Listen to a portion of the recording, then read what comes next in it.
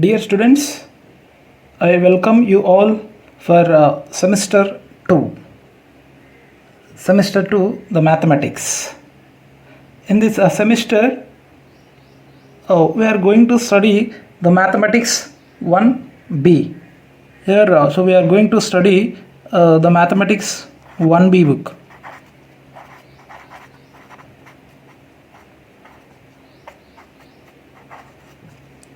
Now, see this mathematics 1B, which contains two categories. So, they are coordinate geometry and calculus part. So, coordinate geometry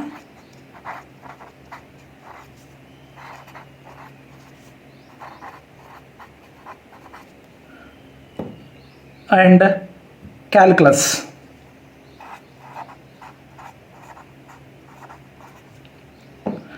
Now, in coordinate geometry, which we are going to study about the following contents. So, they are number 1, locus, number 2, transformation of axis,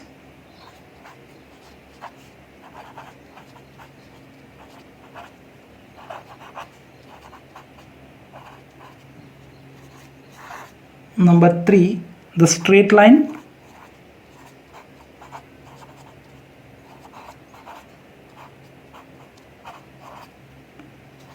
number 4, pair of straight lines,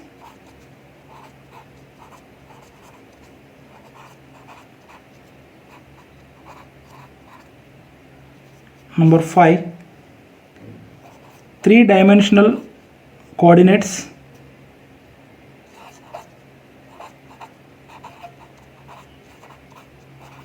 as we know two-dimensional coordinates, right, like x comma y. Now, so in this chapter, so we are going to introduce one more coordinate, that is z-axis, so that it is three-dimensional coordinates. Number 6, see the directional cosines and directional ratios. Simply we may call them as DCs and DRs. And the last one in the coordinate geometry, which is the plane.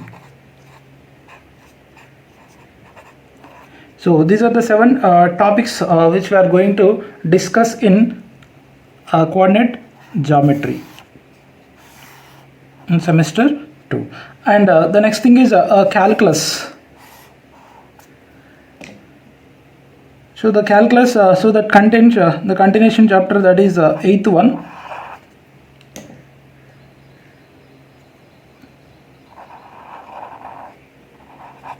So which is limits and continuity.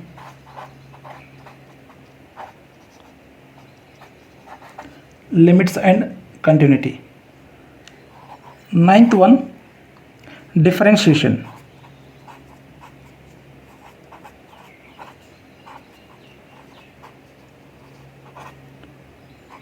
And the last one, applications of derivatives.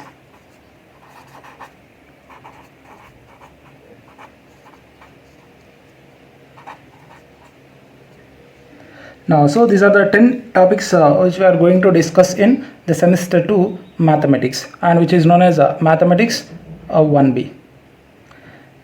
Now, so first we will start our semester 2 with the calculus part, that is limits and continuity topic. So dear students, in this lecture we will study the concept of limit of a function through some examples, and to given an information regarding informal definition and the formal definition of the limit. So before that, first we look into the concepts of intervals and neighborhoods. As we know, the concept of interval, So let us discuss once again.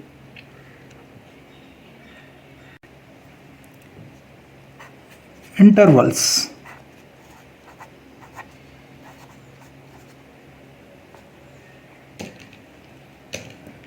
So let any two numbers real numbers a comma b belongs to R such that a is less than or equals to b, then the set number 1. So this is a closed interval a comma b here, so which indicates the set that contains all real numbers such that a is less than or equals to x is less than or equals to b. So means the set that contains from a to b, means exactly it starts with a and end with b. So that so this is known as a closed interval. As we know, closed interval. Here the boundary points are included. A and b are also included. And the second one, this is the open interval. Open interval a comma b. See, the difference between these two things is here the end points are included, here the end points are excluded. See, the set that contains all real numbers between a and b, that is a is less than x is less than b. So this is open interval. And next, say this is a semi-open or semi-closed. See, as you can see the end brackets. So this is open and it is closed. Here itself it says the set which contains all real numbers from after a, like a is less than, x is less than or equals to b. Means the set that contains after a and end with exactly b. And number 4, or we can write the semi closed or semi open like this also. Here it is a is closed and b is open. Here x is any real number such that a is less than or equals to x is less than b. Here a is included. Now, so these 4 things are known as finite intervals. Since the length of all these intervals are finite, like b minus a only. Now, so one more thing, that is a to infinity. Here a is closed and infinity is open. So here infinity, that indicates the unknown positive value. So here we can express this as x is any real number such that x is greater than or equals to a. Means the set that contains from a to infinity. So x is greater than or equals to a. Or you can write this as a open interval a to infinity. So what is the difference? So this set that does not contain a. So x is any real number such that x is strictly greater than a. Now, so this is a positive infinity. On real line, the left hand side will be a negative infinity, right? So this is a minus infinity to b here I am writing. So the interval that starts with a unknown negative value and end with some b. So this means x is any real number such that x is less than or equals to b. So the value of x is b or less of b. Or finally, say this is a minus infinity to b also. This is x is any real number such that x is strictly less than b. Right? So here the first 4, 1, 2, 3, 4 are finite intervals, and the remaining here 5, 6, 7, 8 are infinite intervals. Or one more thing, we can write it as minus infinity to plus infinity also. So that indicates the entire real lines. So it is also comes under infinite intervals. Why we say that? So these intervals are infinite. So any one of end point is infinity, or the length of these intervals are infinity. the length of any interval 5, 6, 7, 8 is infinity. And so one more definition, so we need to know before the concept of a limit, which is neighborhoods.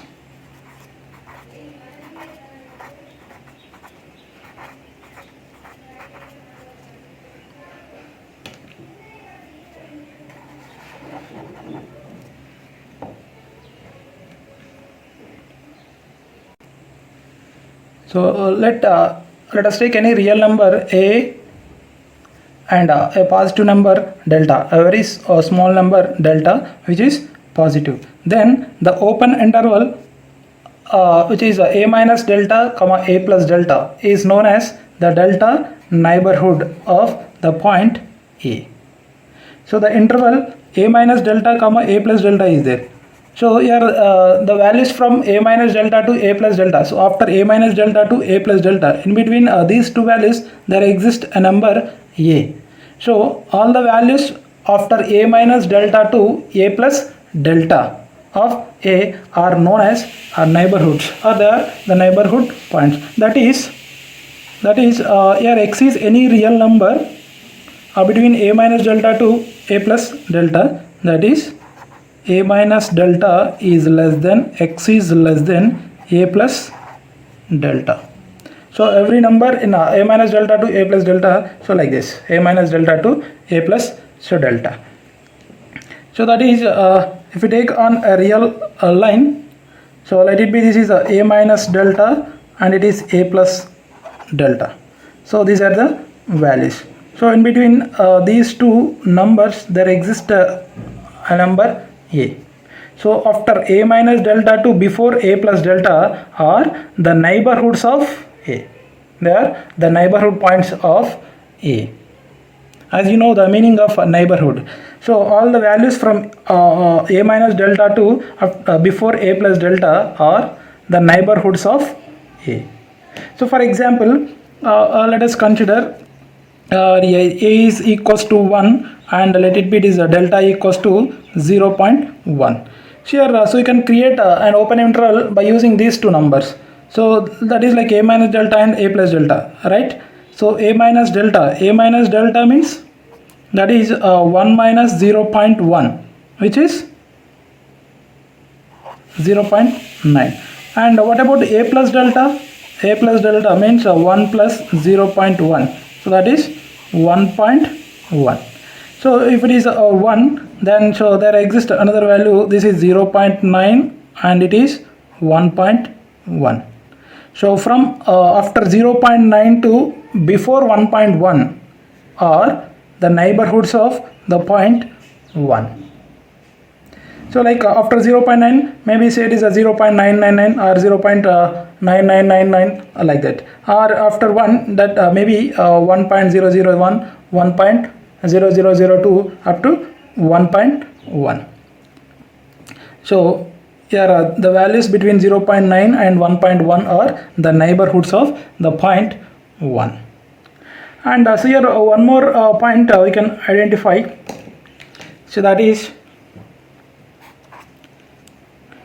so the interval a minus delta comma a plus delta except a. So do you know this symbol except a means, so the value which is excluded from this set. So after a minus delta to a plus delta except a. So this interval is known as, is called the deleted neighborhood of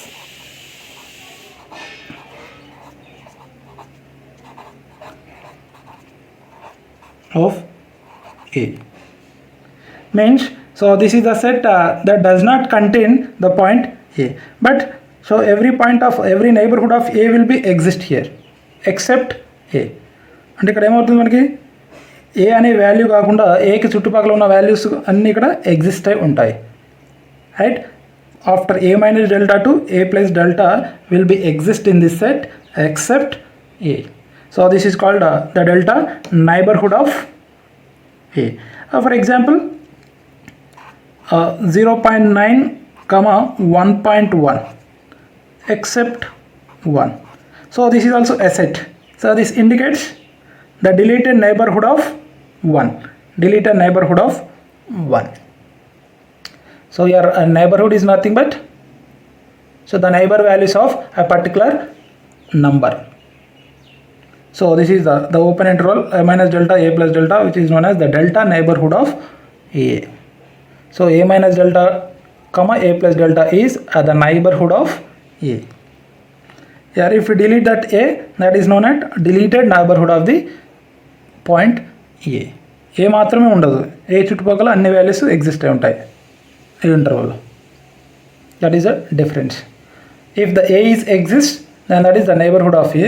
If a does not exist, that is deleted neighborhood of a. So the concept of a limit. The concept of a limit of a function is one of the fundamental ideas. So that is distinguishes the calculus from algebra and trigonometry.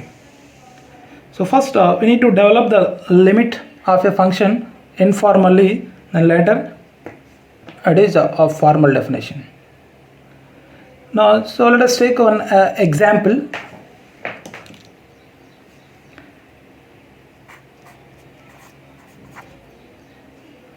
How does the function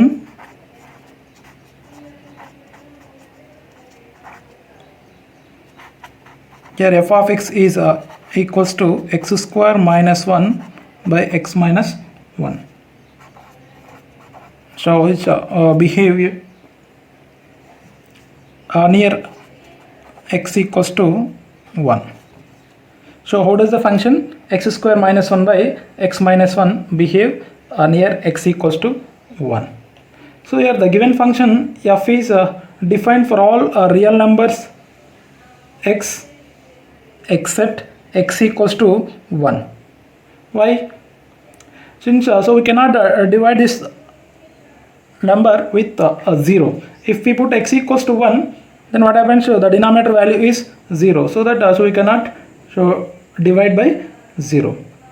So for any x is not equals to 1, we can simplify this function by factoring the numerator, and so we can cancelling the common factor, right? So the x square minus 1 is in the numerator, right? So the numerator x square minus 1 which can be written as, so this is x square minus 1 square divided by x minus 1. So here it is a square minus b square form. So we can write it as x minus 1 into x plus 1 divided by x minus 1, right? Here the common factor is x minus 1, so this will be gets cancelled, and so this is equals to x plus 1. Here this f of x is equals to x plus 1 for x is not equals to 1, right? X is not equals to 1, then only you need to take a common factor from the numerator and cancel out. So finally f of x is equals to x plus 1. So here what is the domain for this f of x? Means this f of x. So this is valid for all real numbers except x equals to 1. Means so we cannot give the input for this function as x equals to 1. So this is valid when x is not equals to 1 only. So if we sketch the graph of this function f of x equal to x square minus 1 by x minus 1, see how it looks like. So here f of x equal to, finally it is x plus 1, right? So for this so you cannot give x equal to 1 as input. If we give x equals to 1, then what is the output? F of 1 means 1 plus 1, that is 2. So we may not get the output value is 2 for this f of x, since we are not giving the input for this f of x as x equals to 1. So the graph for this function it will be like x equals to 0 means it passing through 1, so minus 1 0. So then the graph may be like this.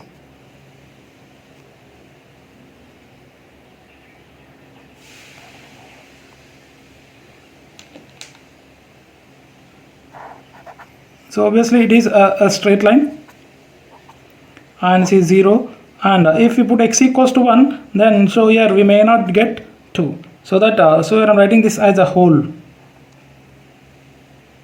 So the graph of this function f is the line f of x equals to x plus 1. So with 1.1 comma 2, 1 comma 2 is removed. This removed point is shown in this figure as a whole. Okay, f of x equal to x plus 1 is it represents a line, but so this function that is removed with 1 comma 2 point. Since there is x is equals to 1 is not in the domain of the given function. Now we know the actual graph of y equal to x plus 1, right?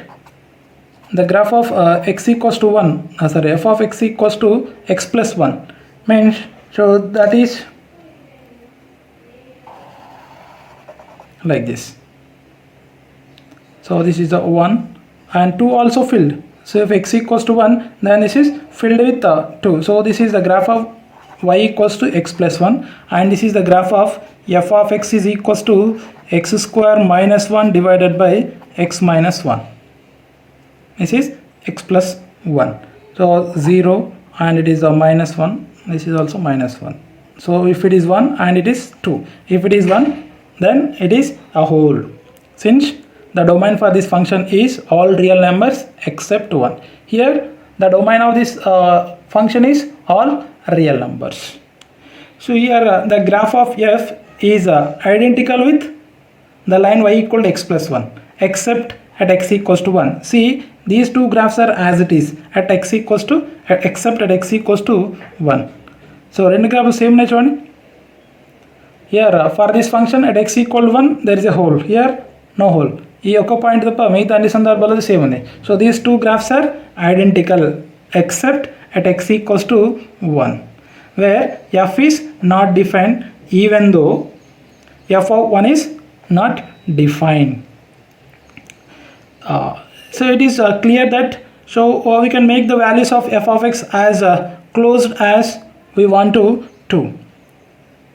Here the value of f of 1 is not defined, but the remaining values are defined, which are closer to 2. As x is closer to 1. As x is closer to 1, then the f of 1 is closer to 2. So let us consider some values of f of x. So like so values of x like below and above 1. Above 1. Now so how we will get the values of f of x, like x square minus 1 by x minus 1. Now so here so above and below, so left of 1 and right of 1, so nearby like neighborhood values. So neighborhood values like 0.9 తీసుకోవచ్చు కదా. So if x is 0.9, then what will happen here? See, already we know if we simplify this, this will be x plus 1, right? So if x is 0.9, then it will be 1.9, right? Now if 0.999, it is 1.99. If we take 0.999 near to 1, so it is again 1.999. Or if we take 0.9999, then it will be 1.999 like that. Now so here these are the values below 1, and so let us consider some values above 1. Above 1 means after 1. After 1, that maybe like it is 1.0001, right? Now so then x equals to 1.0001, then so this becomes 2.0001, or it is 1.001, then this is 2.001, or if it is a 1.1, so this is 2.1. Here so you can observe the values of x below and above 1. See, as x is nearby 1, below of 1, and the values of x above 1, so then f of x values are nearby 2 only. So this is 1.9, 1.99, 1.99, below 1 తీసుకున్నా మనకి ఏమవుతుంది 2కి near by ఉంటుంది. And after 1 means above 1 also they are near by 2 only. So here from this table of values we notice that the value of x is closer to 1, or the closer x gets to 1, the closer f of x seems to get 2 only. So we say that the value of f of x is approaches to 2 as the x values are approaches to 1, right? Here the f of x values are approaches to 2 only, means these are the values are nearby 2 only, right? And as the x values are nearby 1, means f of x is approaches to 2 as x is approaches to 1. So mathematically we can represent this as limit x tends to 1, then the function value f of x is 2. Or here what is f of x? This is the limit x tends to 1, x square minus 1 divided by x minus 1, this is also 2. Here so here x tends to 1, this indicates the values of x are nearby 1 but not 1. So ఇక్కడ 1 అనేది exist కాకుండా no problem. Okay, that just you need to check the neighborhood of 1. As x is approaches to 1 from below or above, then this f of x is approaches to 2. So for this also limit will be same, but here also the limit is exist, even though f of 1 is not defined. Here x equals to 1, then f of x is not defined actually. But so the neighborhood of 1 that gives a limit 2. So the based on the previous example, so we will define the limit of a function informally. So let's see the definition.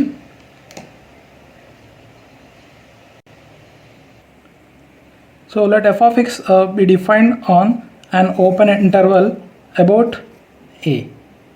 So except possible at a itself, if there exists a real number L and see the function f of x gets arbitrarily closer to L for all x is sufficiently closer to a. That means the value of f of x is approaches to L as x is approaches to a.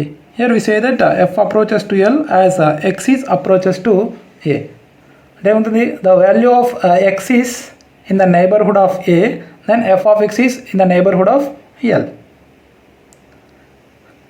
Here and we write this f approaches to L as x approaches to a as, so that is a limit x tends to a, f of x is approaches to L. Here simply it is approaches, so no need to define the function value at x equals to a. So that's why it is so except possibly at n. So x equal a దగ్గర define చేయాల్సిన అవసరం లేదు, define చేసిన no problem, define చేయబడుకున్న no problem. So just the x is in the neighborhood of a, then f of x is in the neighborhood of L, right? As we seen in the previous example, at x equals to 1 the function value is not defined actually, but as x is very closer to 1, then f of x is closer to 2, that's it. So that is the concept of limit. If the function is defined at x equals to 1, there is no problem. If not also, then no issue. Here x is in the neighborhood of a, then f of x is in the neighborhood of L. అంటే x యొక్క value అనేది ఏ నైబర్హుడ్లో ఉన్నప్పుడు f of x అనేది L నైబర్హుడ్లో ఉంటుంది. That is the difference. So here so this is the definition is in informal way, since here we are using some words like arbitrarily and sufficiently, right? So we will define the formal definition of the limit later. So let us see some examples.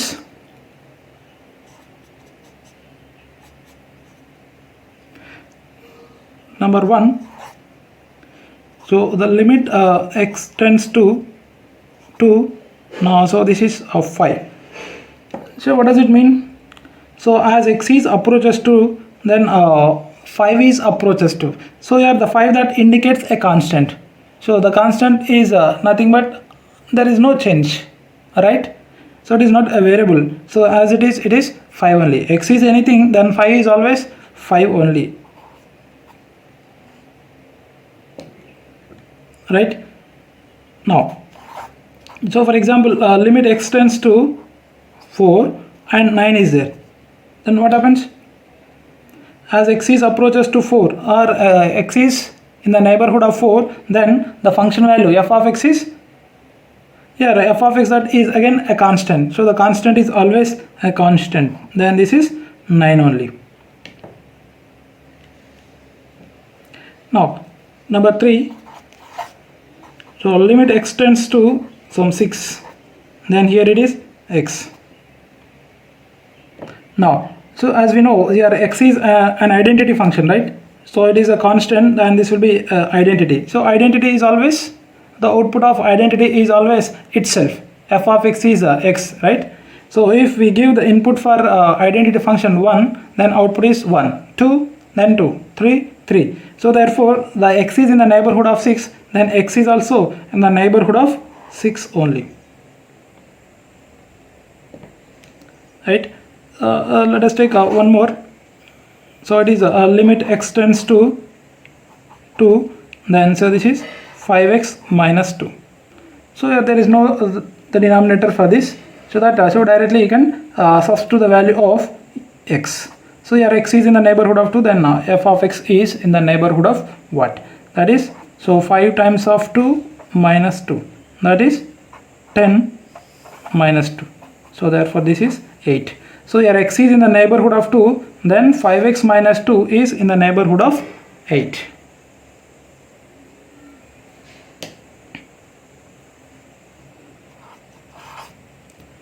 So if the limit x tends to some minus 2, then 3x plus 4 by x plus 5. First you need to check whether the denominator is defined for the given function is defined for the limit of x or not. Here x is minus 2. If you put x equal to minus 2, there is no issue. So that so directly you can substitute the value. So this is which is equals to, then this is 3 into minus 2 plus 4 divided by minus 2 plus 5. Then this is minus 6 plus 4 by 3. Finally this is minus 2 by 3. So here so you can observe only two things, so constant function and identity function. So the identity function and the constant function have limits at every point.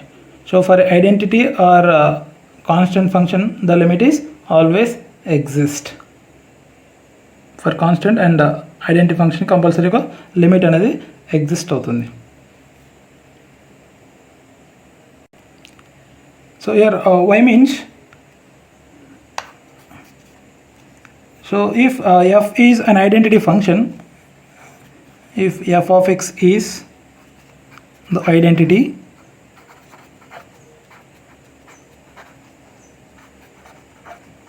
function means f of x equals to x, right? Then for any value of x,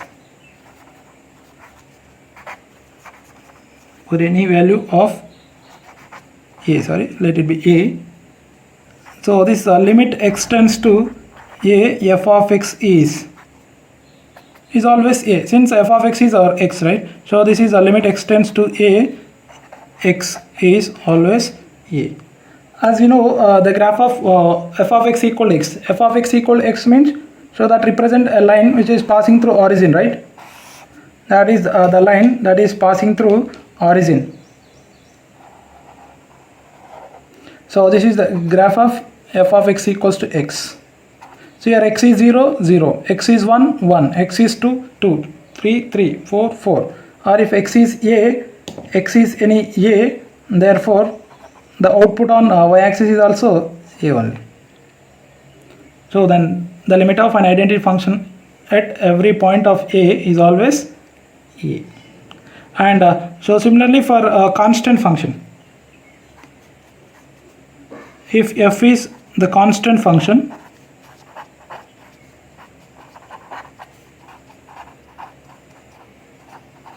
constant means f of x equals some constant, let it be this k.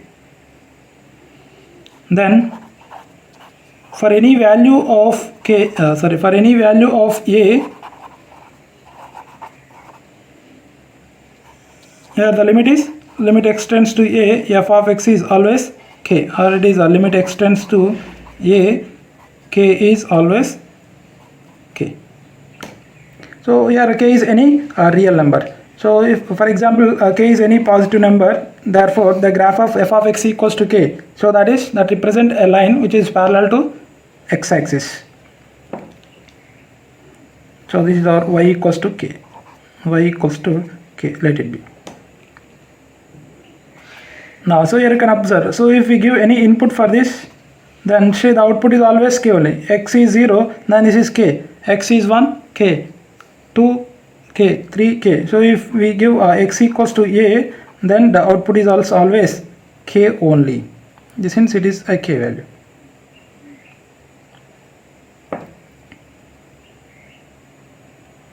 So the next thing, f of x equals to piecewise function. So 1 when x is greater than 0, 0 and it is x equal to 0.